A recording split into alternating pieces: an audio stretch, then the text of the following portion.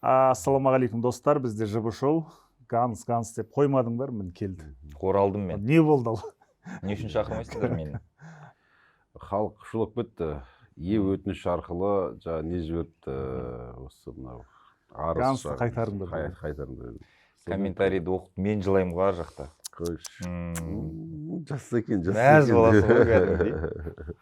Рахмет шақырғандар. Просто ешкім болмады шақыратын осы жол. Біресе бюджет жеп қойды дейсіңдер. Біресе ешкім болмады дейсіңдер. Екеуі сол қосылғанда амал жоқ сен шақыратын екеуін қосқан кезде. Не дейміз енді, шындығын айту керек. Ол адамдар сен ол шынымен сөйтіп жазады деп ойлап қалма. Қалжыңдап жазады ғой адамдар енді. Армыңдап. Күлкілі болсын. Қазақтар коммент жазудан қатырады ғой. Өткенде бір коммент оқып, ой-бой, 2,5 күн күлдіме бар ғой же. Короче, Ардақ Назаров бар ғой. Иә. Трассаң бойында гүл ұстап тұрып, мамасына не жасаған ғой, ондай құттықтау видеода. Енді ешқандай жаман не жоқ енді ол жерде бар ғой енді. Жалпы жақсы, қарапайым видеода. Соның астына бір жігіт жазып кетті. Дұрыс бауырым, Ардақ бауырым, айдаладан көріне бер осылай деп жазып кетті. Трассаң бойында тұрды. Айдаладан көріне бер. Тек қана артқа дейтіндер бар. Ол үшін 4,000 лайк жинаған ба бір өле көріш. Не деген адамдар деймін да, бұл кім бұны жазып отқан деймін да. Мен жақында көрдім Нұржан Керменбаевтың тредстағы комментінде.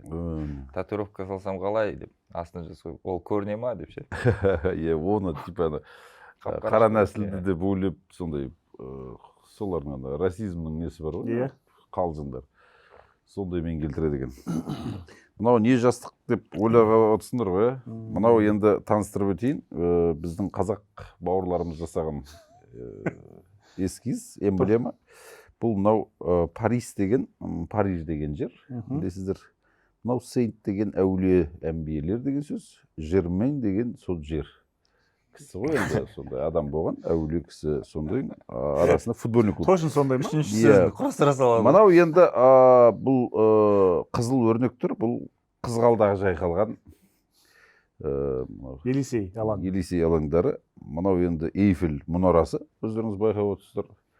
Астындағы қазақтың мынау қошқар мүйіз ою. Бұны негізі олар Фиорентинадан ұрлап алған деп әңгіме айтады. Фиалки деген сөз ғой, енді қошқар мүйізге кеп тұрды. Осыны негізі қазақ жігіт жасаған екен, осы жерлерін.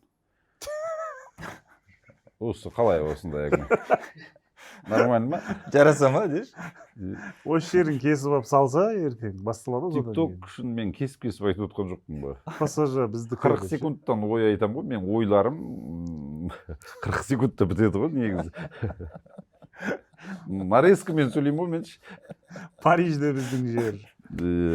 Әміре атам ән салған жер деп келтіре бересің. Сендер не ұстап алғансыңдар сонда? Мен Барселона? Сүйікті клубыңыз? Барселонаның жастығын. Бұл Барселонаны құрған адам Базельтте құрған ғой, білесің бе? Солай ма екеуі? Екеуі бір клуб, бір адам ашқан ғой екеуінде. Қойш? Серьеза? Кәдімгі. Шынымен? Серьеза? Анау Швейцариядан барғанда копи-паст па сонда? Тура сол Барселонаны да сөйтіп ашасаған ғой. Ұқсайды киімдері. Ол кезде ChatGPT жоқ, эмблема жасап бер деген нәрсе жоқ. Сол кей алып келгенде художниктің бүйтіп суретпен салған алып келіп, міне осындай клуб ашыңдар деген ғой. Мынау Аргентина. Бұл Альбис Селесте деп аталады. Бұл күн құдайына табынады. Күн құдайын енді бізде, мен дінтанушы ретінде айтайын. Раға ма? Ра, Амон дейді, Митра дейді, күн құдайын ежелгі Мысырда. Содан қалыптасқан. Бұларда енді сондай тотемдік бар ғой енді, жалпы шын айтқанда енді. Сіздерге қазір енді оңай, қарапайым тілде мен айтып беру, сіздерге шайнап беру маған қиын болып отыр. Деңгейіміз нашар ма? Қиын қылып айта бер. Сонда ра деген сөз болса, ол құдай деген сөз. Яғни мантра, чакра, синтра, тағы не, осының барлығы, ра деген сөздің барлығы құдай деген сөз да, негізі. Енді қараңыз, біз алға қарай шабамыз, құдай жол үшін шайқасқа түсеміз деген сөз. Ура деп айқайлаған. Ра. Раға баратырмыз деген сөз. шахид кештім өкінбен деп отыр да. Құдайдың алдына баратын. Мен әңгімеге кәдімгі таңғалып отырмын. Шынымен, енді қара, Құдай жоқ жер, Құдай көрінбейтін жер, жердің асты ғой. Жердің асты. Оны не дейді айтайын ба? Нора. Нора. Нора. Ол жерде Құдай көрінбейді, ол жерде жердің астында деп отыр да. Соны Нора дейді. Тышқан қазатын не? Нора қазады. Енді қараңыз, осындай жоқ, ол жерде күн көрінбейді деген шығар, может. Күн көрінбейді, сол енді Құдай деп тұр ғой енді, күнді Құдай санаған ғой енді қаншама кезде. Мен негізі әлі де сөйтіп ойлаймын. Кейде де. Мысалы, күн болмаса бітеді ғой өмір, тіршілік тура сол жерде бітеді. Тоқтайды. Бүкіл планета жүруін, айналуын, гравитациясын тоқтатады. Бұл ұлы күш, бұл абсолюттік күш. Сондықтан күннің негізі сөніп қалғанын жазылады ғой кейбір деректерде, мысалы, күн сөнсе, сен соны 8 минуттан кейін бірақ білесің ба? Неге? Сәулесі 8 минут тұра ма тағы да? 8 минут келе жатады жолда. Жетеді, жерге. Осы жерге жеткенде. Енді қараңыз. Пусть всегда будет небо деген өлең. Пусть всегда будет солнце, пусть всегда буду я деген бар ғой. Жамзерок, жамзе санча, жамзерок, жамзе санча деп қытайлар айтады ғой. Лагерьде айтқанбыз кезінде кішкентайда. Бейжіңнің түбінде тұрдық қой. Провинцияларда. Сонда бұл өлеңде де философиялық астар жатыр ғой. Әрине. Сондықтан бұл ра деген өте маңызды нәрсе. Сондықтан мына Альбис Селесте дейді, олар өздерін осы көп жерде осы күнді белгілейді. Бұлар енді мына жерде гүлді белгілеген. Бұл енді зеңбірекшілер, таза ақмақтар бұлар енді бар ғой. Футбольный клубқа зеңбірек сала ма, не анау? Ол негіз бар ғой, 60-шы жылдарға шейін ол мына жаққа қарап тұрған, білесіз ба? Жоқ, ол 60-шы жылдарға дейін емес. Кейін былай өзгерткен ғой оны. Кешеге дейін сөйтіп тұрған. Да? Не үшін өзгерткен? Оригинал киім мен фейк киімді осыған қарап ажыратасың. Арсеналдың зеңбірегіне қарап. Шын айтам деймін. Солай істеген ғой. Мен ештеңе деген жоқпын ғой. Күліп жатыр ғой. Жоқ енді, дата онда емес шығар. Просто бұл жерде конкурентіміз өзгерді. Солтүстік Лондонға қараймыз енді. Тоттенхэмге қараймыз деген ғой ол кезінде. Басында Челсиге қараған, Челси нашар клуб болғаннан кейін бұрдық дейді да былай қарай. Бұлар Лондонды өз 4-5-ке бөліп алған ғой негізі. Темзаның арғы жағы, левый берік, бер жағы, правый берік дегендей. Солтүстік, солтүстік, оңтүстік деп бөледі. Сондықтан солтүстік Лондон дерби деп аталады, оңтүстік Лондон дерби деп аталады. Сондықтан зеңбіректі ары бері ойната береді ғой негізі да, шын айтып. Бұл енді клубтардың тарихы деген енді оқысаңыздар, ой, бұл адам миына кірмейтін тарихтар. Қайраттың тарихын кеше анау Боранбаевтан сұрап жатыр ғой. Басында қалай қайрат болған ол деді ғой енді. Дінмұхамед Ахметұлы Қонаев. Жоқ, нақты кімнен ұсыныс шыққанын білмейді. Сол бәрі Ахметовтың, Қонаевтың кабинетіне кіріп кеткенде сол жерде негізі не болмақшы ба? Бидайдың орысшасы ғой. Урожай болған ғой. Урожай болмақшы болған екен ғой. Урожай болмақшы болма? Урожай болған ғой клубтың аты. Бидайдың орысшасы пшеница. Бидай жинайтынды айтып жатыр.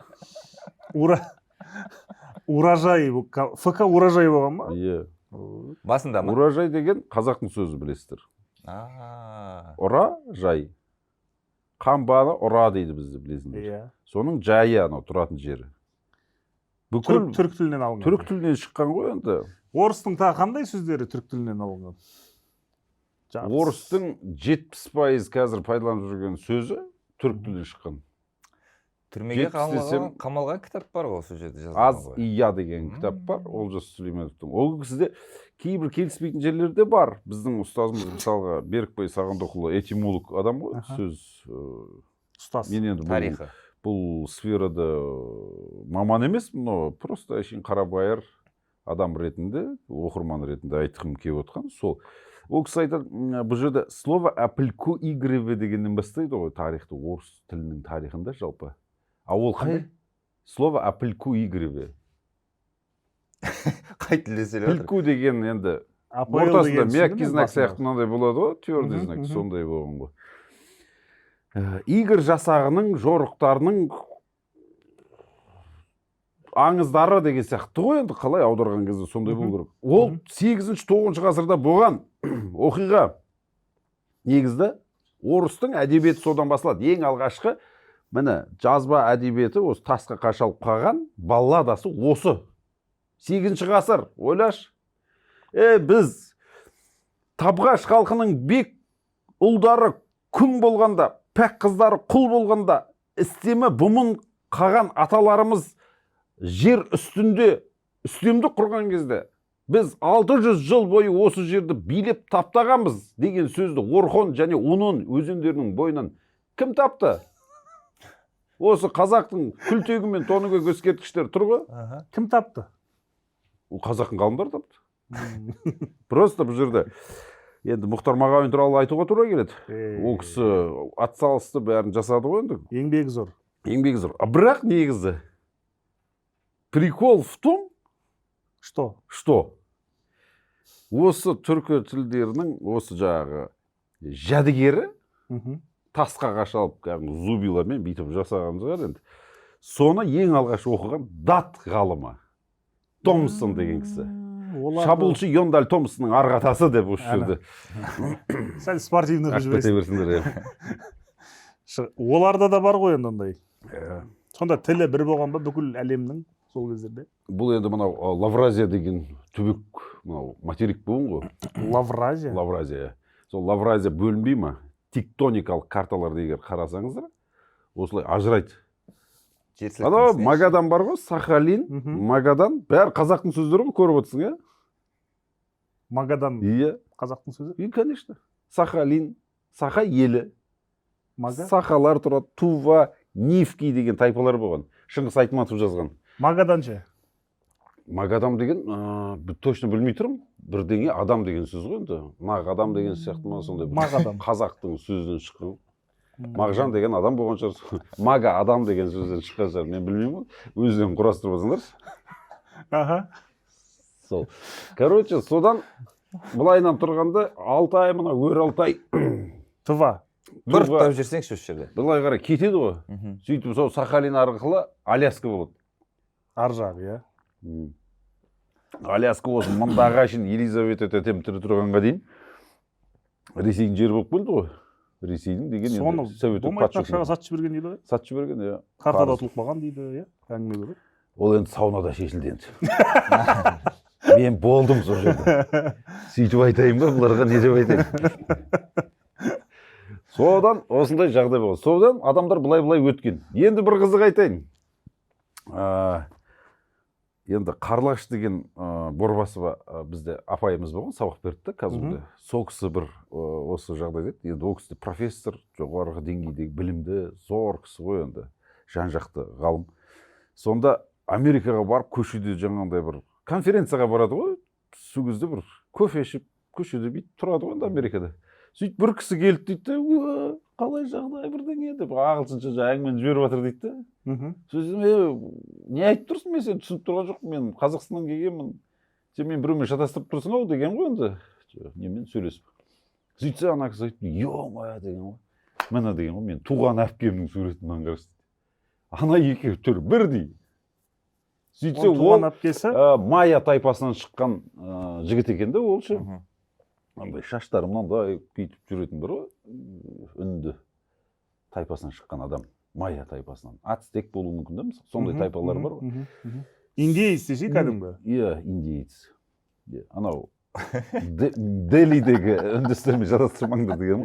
Соны, короче, қараса бірдей, төр тұлғасы бірдей. Сөйтсе, кейін мен қарап, ойландым дейді, сонда қайық дегенді каяк дейді деген олар. Апа дегенді мама деген сөз екен, анасы апа, әкені ата дейді екен. Сөздердің барлығын қарасаңыздар, біраз сөзі олардың пайдаланып жүрген. Біздің тілдің сөздерімен бірдей жалпы. Енді бұл жерде жаңағы мұхиттың ортасында кезінде құрғақ жер болған, сол жермен кетіп қалған деген әңгіме бар ғой. Өткен ғой, содан жарылған кезде аналар біздің түркі бауырларымыз ар жақта қалып кеткен ғой. Біз мына жақта қалып кеткенбіз. А олар дәстүрді сақтап қалып қалған сол жақта. Олар отқа май тамызады, отқа табынады. Көрдіңіз бе? Тәңірге табынады. Біз әлімге шейін соны істеп келе жатырық. Примерно мен сізге айтайын. Между прочим, между нами. Дәстүр бір. Дәстүр құрсын салтанат. Иә. Айтып жіберетін келді моменті. Соның енді бұл жерде футболға не қатысы бар десеңші? Жала бұрмалап алып келейін енді мынау ЖБ шоу бағдарламалардың спорт туралы. Сол негізі сол тайпалардан шыққан бір футболшы жоқ, бір? Неге жоқ? Әжептәуір ойнап. Ацтектерден ба? Жоқ, сен не айтып жатсың? Америка жеріндегі үндістерден айтып жатырмын. Міне, мынау Португалия ұлттық құрама командасында ойнады ма? Кім? Нуну, шабуылшы. Нуну Гомеш? Аға, Нуну Гомеш міне сол біздің бауырымыз үнді тайпасынан шыққан. Қой. Не деймін? Қызық па? Артық кетті. Өмір деген осындай. Тағдыр деген осындай. Бенфикада ойнаған Нуну Гомеш деп жатсың. Сол біздің бауырымыз. Түрін қараса кішкене сен ойланып көрдің бе? Түрі кеп тұр ғой біздің қазақ бауыр. Ауылдағы бір Орынбек деген бір ауылда болады ғой бір братандар. Орка. Сондайларға ұқсайды ғой. Мысалы, түрі қазақи да. Мен саған тағы бір қызық оқиға айтамын. Бразилияға барамыз әлем чемпионатына 2014 жылы. Сол кезде қасымызда режиссер болған Данияр Бекболатов деген. Танисың ғой?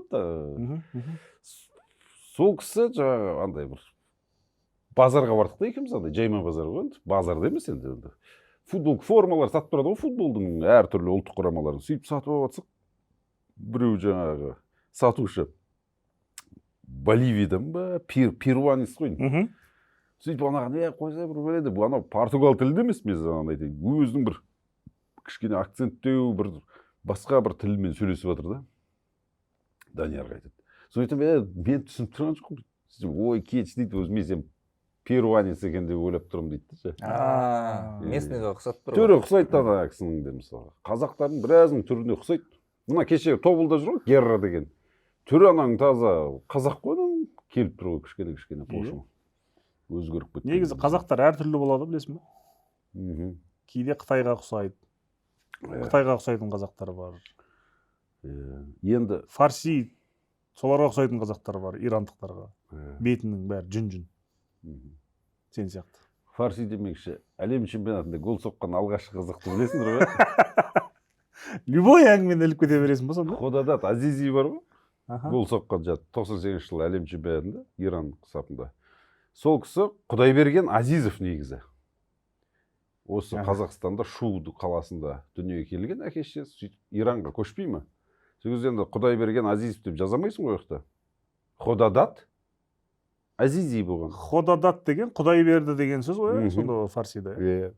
Құда ғой, құда. Құда Азиз ғой? Аязби құда?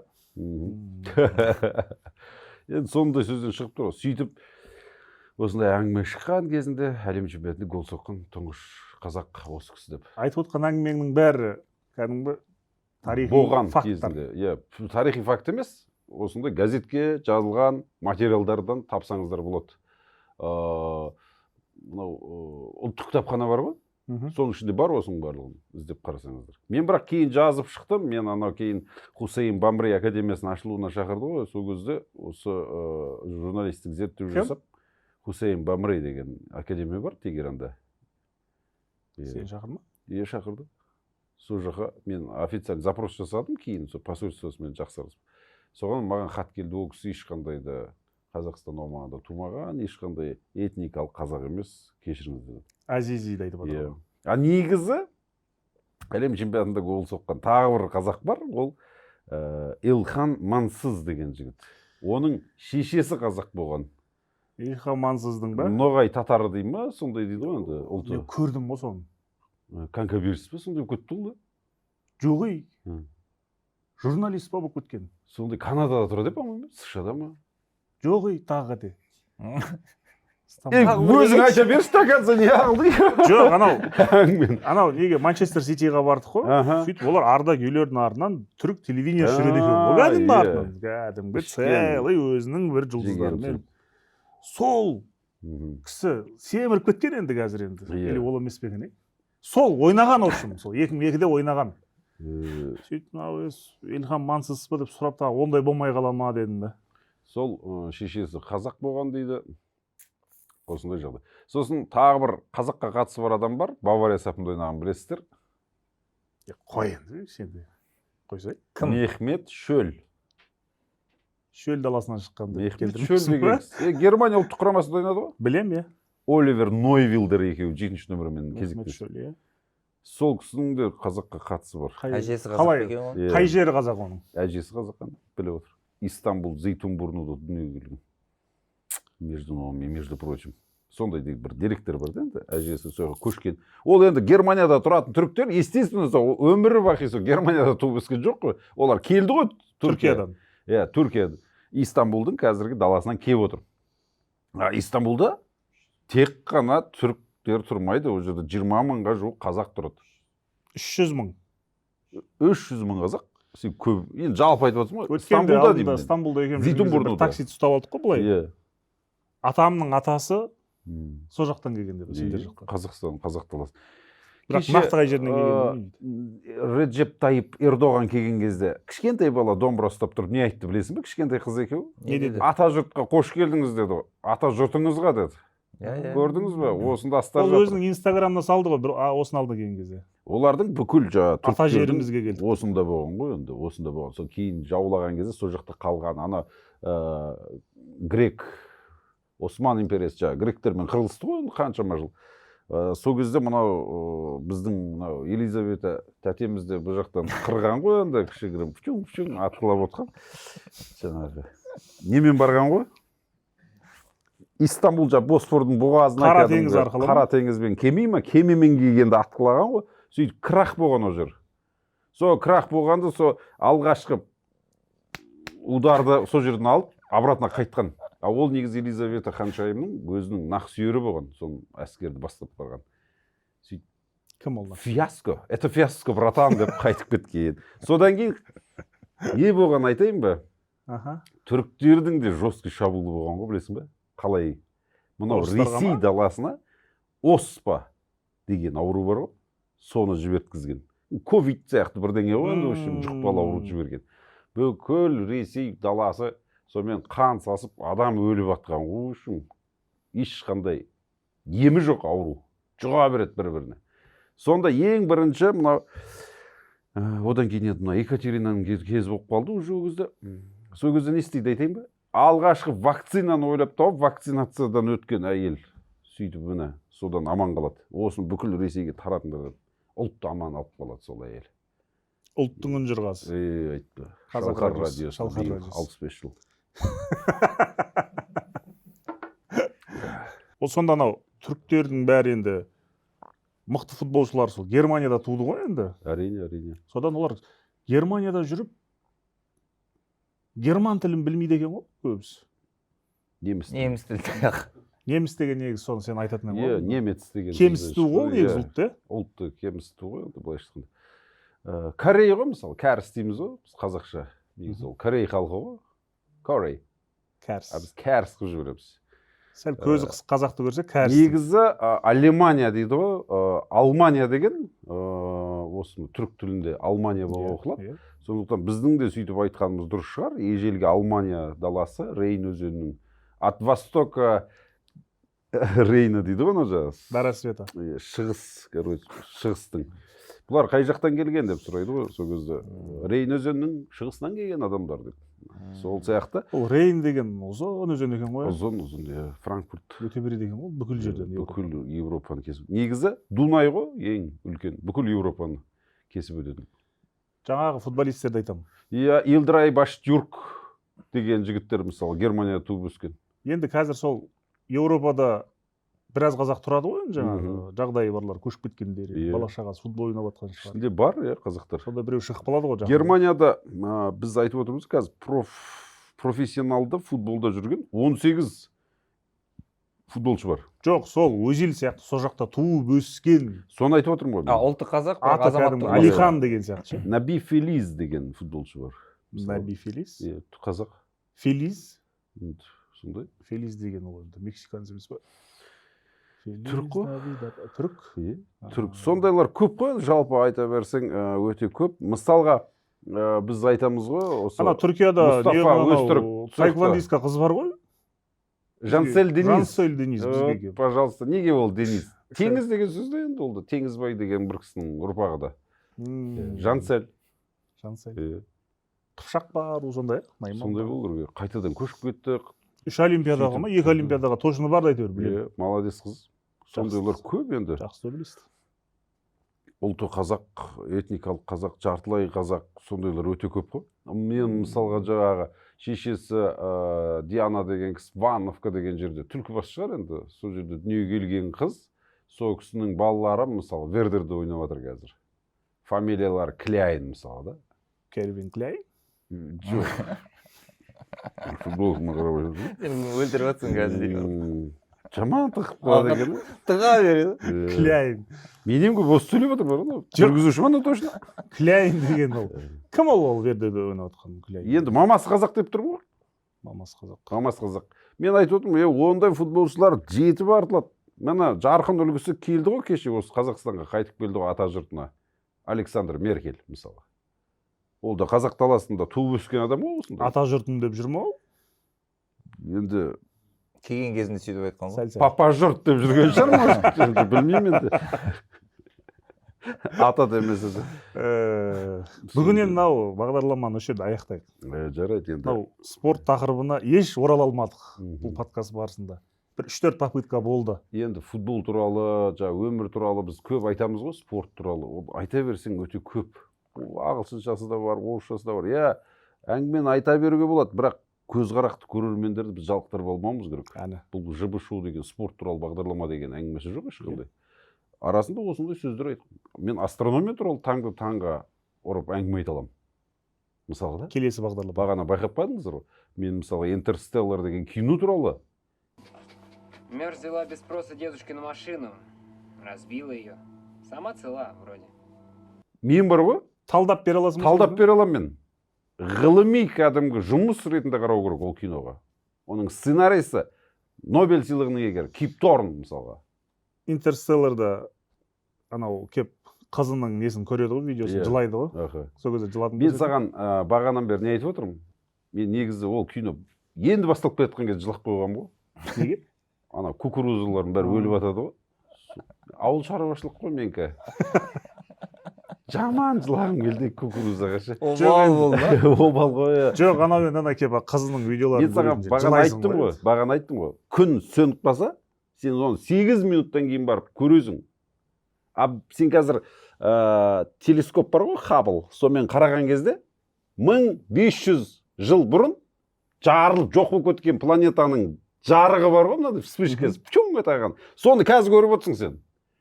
Анау до того алыс жерде тоқтаңыз. Мен тоқтауыңызды өтінемін. Бұл жеке шығарылым болу керек. Бұл не деген сөз? Бұл Эйнштейннің трехмерное измерение. Қазір өмір сүріп отырмыз. Өткенде де өмір сүре аламыз. И в будущем өмір сүре аламыз. Осы үш нәрсе: кеңістік, былай, саламат амаштың өлеңі. Үш өлшем болып тұр ғой бұл. Сондықтан көрдіңіз бе? Қазақ тілінде осы шақ, келер шақ. Астрономия, жалпы әдебиет туралы осындай керемет әңгімелер айтып отыруға болады арасында. Маған ұнады. Қашанға сен мына ПСЖ-дан бастадық қой, мына ОЮ-дан бастадық. ПСЖ, Арсенал, Барселона, ютубтан ChatGPT ақсаған айтып береді қазір оны. Тарихын. Кім екен, не екен? Иә. Сондықтан мына бізді көріп отқан оқырмандар болса, келесі егер осындай тақырыпта ұнайтын болса, жазыңыздар комментарий. Біз оқимыз, ұнамайтын болса, ұнамайды деп айтыңдар. Мен енді өзімді мақтағанды ұната бермеймін, бірақ мен жан жақты білімді адаммын. Шын. Рахмет. Құрметті көрермен, пікірлеріңізді жазыңыздар. Рахмет баршаңызға, лайк басыңыздар. Фонтим арнасының бүкіл әлеуметтік желідегі парақшасына жазылыңыздар. Ең қызықты видеолар бірінші сол жақтан шығады. Сіздерге де рахмет.